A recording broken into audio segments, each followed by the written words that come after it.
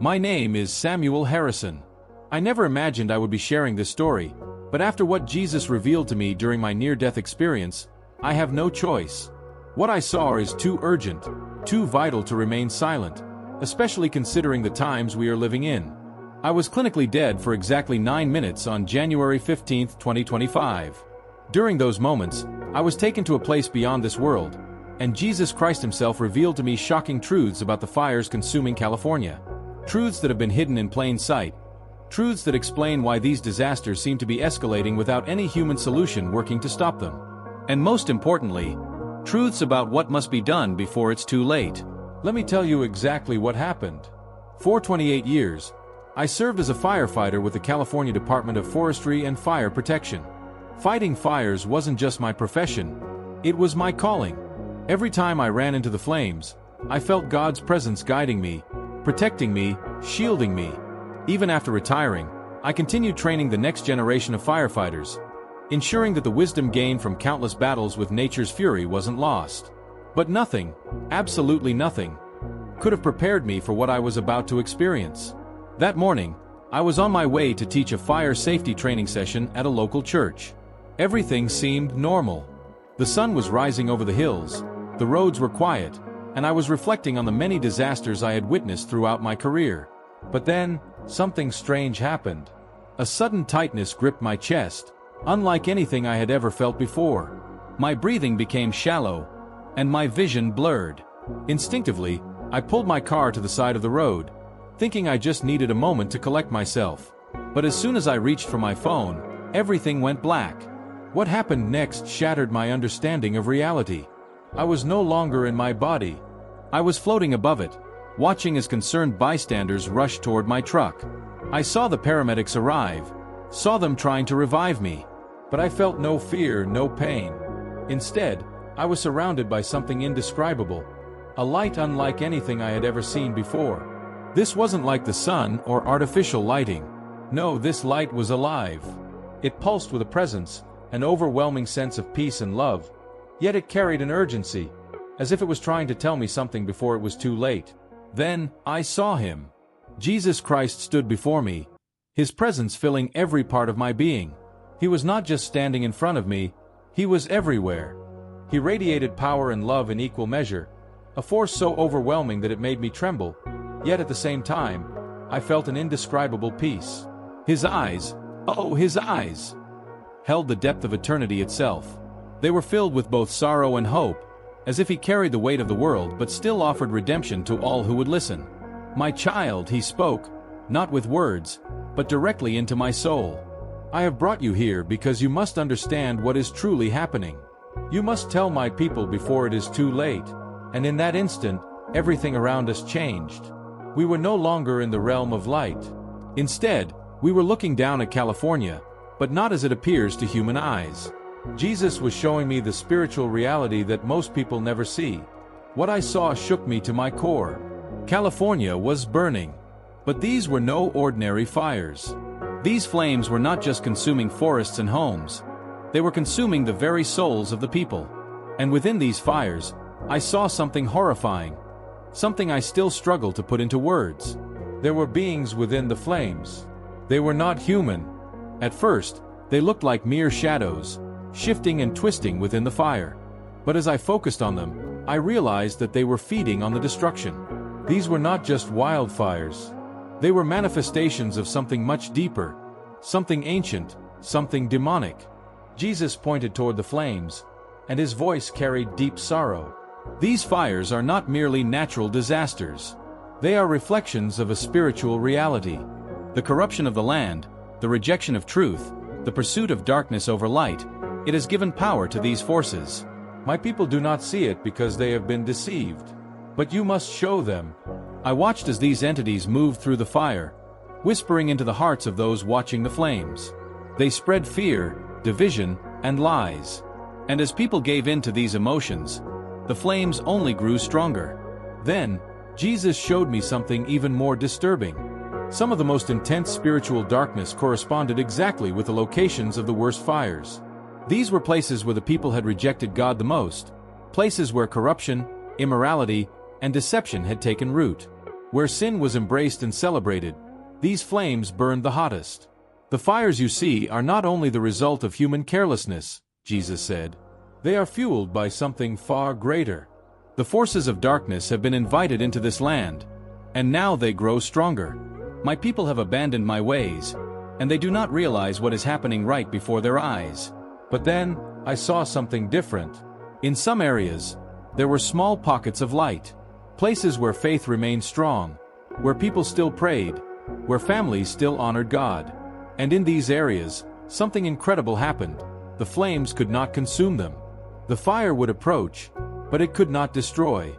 Jesus turned to me and said, "Tell my people that they are not helpless. Tell them that their prayers, their faith, their obedience, these things hold back the darkness. But they must act now, before it is too late." Then, he showed me two possible futures. One in which people continued on their current path, ignoring the warnings, rejecting truth, prioritizing comfort over conviction. And in this future, the fires only worsened. Not just the physical fires, but fires of chaos, division, and destruction. The other future was one where people turned back to God, where churches stopped compromising, where individuals repented, not just in words, but in action. And in this future, the flames retreated. The choice, Jesus said, was ours. And then, in a flash, I was back in my body. The moment I returned to my body, I gasped for air. The paramedics were working frantically, shouting to one another. "We've got a pulse," one of them exclaimed. I felt the weight of my body again, the heaviness of the physical world pressing down on me. But something was different. I had seen beyond. And now, I carried a message that could not be ignored. I was rushed to the hospital, but even as the doctors checked my vitals, even as my family gathered around me in shock, I wasn't focused on my survival. I was still reeling from what Jesus had just shown me. The fires in California were not just natural disasters. They were spiritual warfare made visible. And that was only the beginning. For the next several days, I barely spoke about my experience. Not because I didn't want to, but because I didn't know how. How do you tell people that the flames engulfing their homes are being fueled by something far more sinister than climate change? How do you warn them that these fires are only a symptom of a much deeper corruption, one that has been allowed to fester for generations? But Jesus had made it clear. I had to share what I had seen. So, I prayed for guidance. And that night, he came to me again. In my dream, I was once again standing beside Jesus, looking down at the world. But this time, I wasn't seeing the fires in California. I was seeing what was coming next. The scene before me was chaotic. I saw people running in panic, their homes crumbling around them. But what terrified me the most wasn't the destruction. It was how quickly everything was unraveling. "Look closely," Jesus said, his voice both sorrowful and firm. I did. And what I saw shook me to my core. The fires had spread, not just in the physical realm, but in the spiritual. I saw entire cities consumed, not by flames, but by darkness. I watched as fear gripped people's hearts, making them desperate for a solution. And that's when I realized what was happening. A new system was rising. In their desperation, people welcomed it. They didn't even question it. They accepted what was given to them, blindly trusting those in power to save them. And that's when I saw the mark. It started small. At first, it was introduced as a solution to the chaos, a way to keep people safe, a way to ensure that no one would ever be left unprotected again. People embraced it eagerly, and many of them were Christians. I watched as churches praised the technology, calling it a blessing. They assured their congregations that it was simply an advancement, nothing to be feared. But Jesus shook his head. "This is how it begins," he said. And then, I saw what came next. At first, the mark was optional, a convenience, a choice. But then, suddenly, it wasn't. Stores refused to serve those without it. Banks froze accounts of those who didn't comply. Jobs were lost. Homes were taken. And yet, people still refused to see it for what it was. Even many believers. They told themselves, "This isn't the mark of the beast. It's just technology. It's just a way to make life easier." But by the time they realized the truth, it was too late. Jesus turned to me, his eyes filled with sorrow. My people are perishing because they do not see. They do not ask for wisdom. They are led by comfort, not by truth. Then he showed me something that made my heart break. I saw families torn apart. Parents begging their children to take the mark so they could buy food. Fathers weeping as they watched their loved ones suffer because they refused to comply. And then, I saw the churches. Many of them stood silent. Some even encouraged their members to comply, assuring them God would understand. But the ones who stood firm, the ones who refused to compromise, became targets. They were hunted.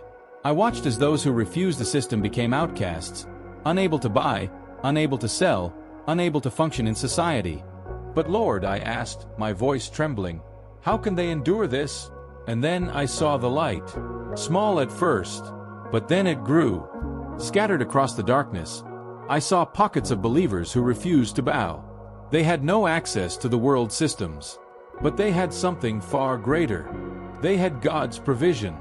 I watched as food multiplied supernaturally among them. Water appeared in places where there was none. Angels surrounded them, shielding them from harm. They lacked nothing, and even in their suffering, they rejoiced, because they had not been deceived. Jesus turned to me, and for the first time, I saw hope in his eyes. They are my faithful ones, he said, and they will see my glory. Then he looked at me, his expression growing serious once more. But many are still asleep. You must warn them. You must tell them what is coming. And you must tell them, time is short. And then I woke up. I sat up in my hospital bed, gasping for air. I knew what I had to do. Everything Jesus had shown me, it wasn't just a vision. It was a warning. And now, I am sharing it with you. What you do with this message is up to you. But know this, the deception is already here. It has already begun. Most people won't recognize it until it's too late. But some will, and they will be the ones who endure. The question is, will you? After waking up in the hospital, my entire world felt different. Everything around me, the white walls, the beeping monitors, the hushed voices of nurses in the hallway, it all felt so temporary. I had just seen something eternal. And now, I carried a burden. I needed to warn people. I needed to share what Jesus had revealed to me. But how could I? Who would believe me? I wrestled with these doubts for days. Every time I closed my eyes, I saw the fires, the darkness, the deception.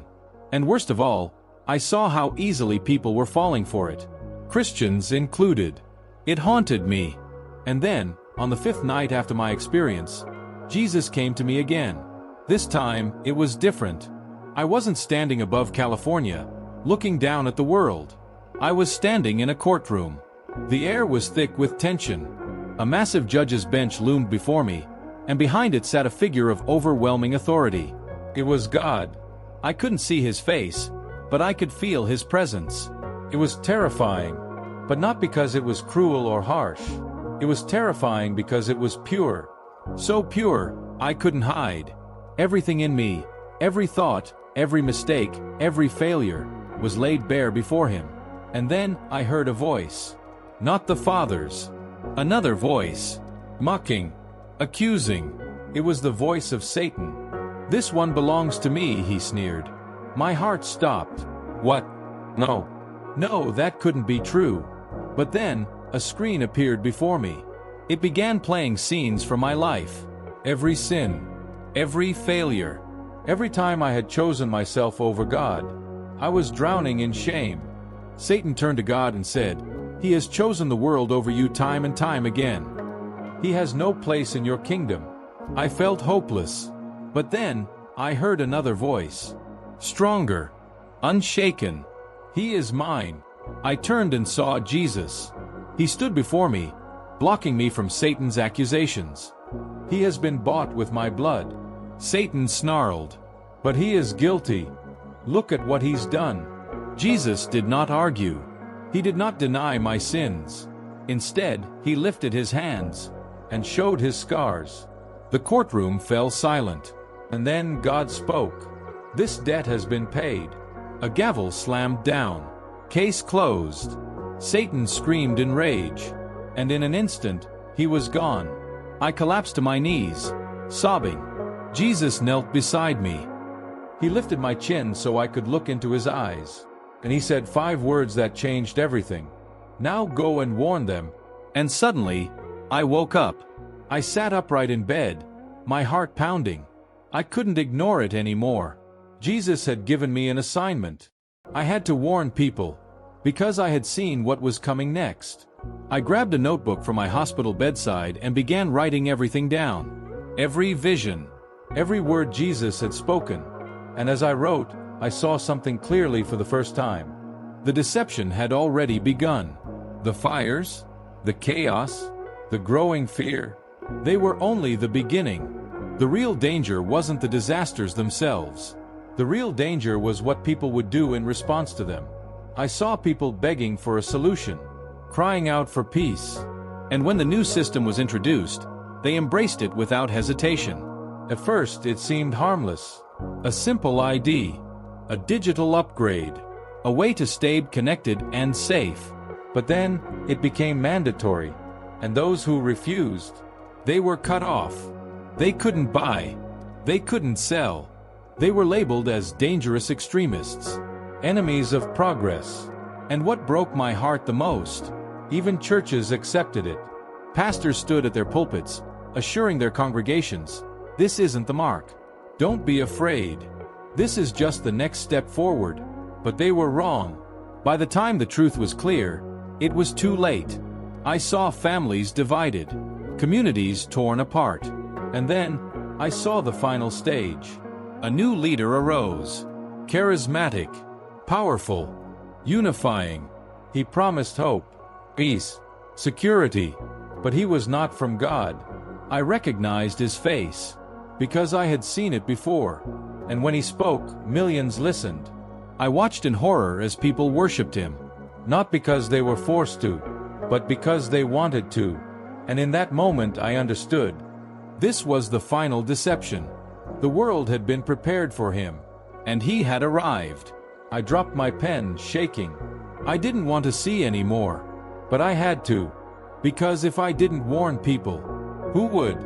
I couldn't sleep. After seeing the deception unfolding before my eyes, after watching people walk willingly into the trap, my spirit felt restless. I knew the world was on the edge of something irreversible, and no one was ready. I got out of bed, still weak from the hospital stay, and looked out the window. The city lights flickered in the distance. Life looked normal, but I knew the truth. Everything was about to change. I closed my eyes, and suddenly, I wasn't in my hospital room anymore. Jesus had taken me somewhere else. The last city. I found myself standing in a massive city. It was unlike anything I had ever seen before.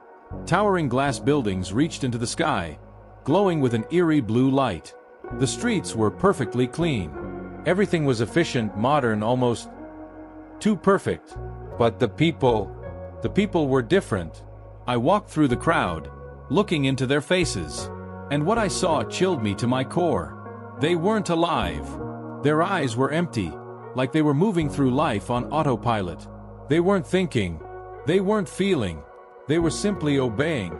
Something inside me screamed, this wasn't normal. And then I saw the screens. Giant digital billboards hung on every building, displaying the face of a man. The same man I had seen before. The leader. His voice echoed through the streets, speaking in a calm, reassuring tone. Welcome to the new era. Peace has been restored. Fear is no more. The people around me stopped walking and turned to face the screens. Their faces lit up with adoration, worship. It made me sick. This wasn't just a government leader. This was a false Messiah, and the world was following him blindly. I turned to Jesus, who stood beside me, watching the scene unfold. They don't even realize what they've done, I whispered. Jesus' eyes were filled with sorrow. No, he said. They don't.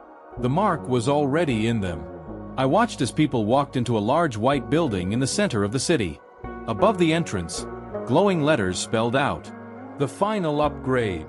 I felt my stomach drop. I already knew what this was. People lined up, eager, smiling, as if they were receiving a great gift. They placed their right hands or foreheads against a glowing scanner. And in seconds, a mark appeared beneath their skin. But it wasn't a visible tattoo. It was spiritual. Only those with eyes to see could recognize it for what it was. A seal. A bond. A final surrender. Once they took it, they belonged to something else. Something dark. And when I looked into their eyes again, their souls were gone. I turned to Jesus, my chest tight with panic. They don't even know, do they? Jesus shook his head. They think they are free, but they are slaves, the ones who resisted. Then Jesus turned me around, and what I saw gave me hope. There was a group of people outside the city, hidden in the wilderness. They had no technology, no digital IDs, no connection to the system. But they were alive. Their eyes were full of light. And I knew instantly. These were the ones who refused the mark. They had lost everything. Their homes, their jobs, their families. But they had something far more valuable. Their souls. And Jesus was with them. I watched as they gathered together, worshiping in the darkness of the forest, praising God while the rest of the world bowed to the system. And then I saw miracles. Food multiplying in their hands. Water springing from the ground. Angels surrounding their camps, shielding them from the eyes of the world. They were not just surviving. They were thriving. And then I realized, these were the remnants. The last believers. The true church. And though the world called them fugitives, they were free. The warning. I turned back to the glowing city. Jesus spoke one final time. Tell them. Warn them. They must choose now. Because soon, there will be no choice. And then, I woke up. I was back in my hospital bed, sweating, shaking, and I knew what I had to do. I had to tell you, time is running out. I don't know where you are in your faith. I don't know if you believe this or not. But I need you to hear me. This isn't some future prophecy. This is happening right now. The world is being prepared. The deception is already here.